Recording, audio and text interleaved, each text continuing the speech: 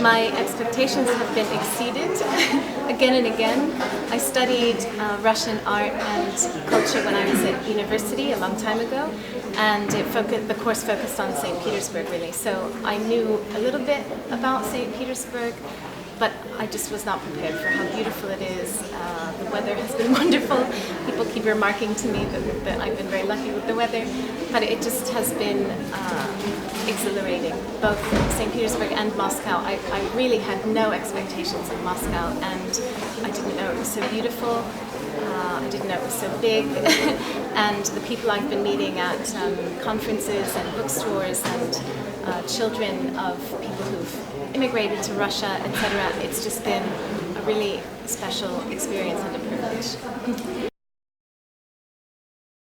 I would recommend that one read as much as one can. It's really useful to read, to absorb as much of other people's voices as you can. It actually does contribute to your own natural voice and to a broader vocabulary, and it gives you ideas, it gives you solutions for the literary and aesthetic problems that you encounter. I also would recommend writing as though you're writing in secret, as though no one will read what you're going to read, so that you're not feeling self-conscious while you're working on it. There'll be time for that later, when you're editing, when you're revising, when you're discussing it with other people. And finally, I would say, it's a piece of advice that someone gave to me and I found it very useful: write the book that you yourself would like to read. I just arrived, but I see all of these people and it's clear that it's a very dynamic place. I wish I had a resource like this closer to where I live.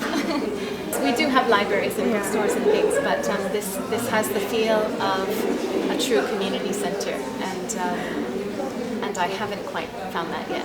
Very close to where I live.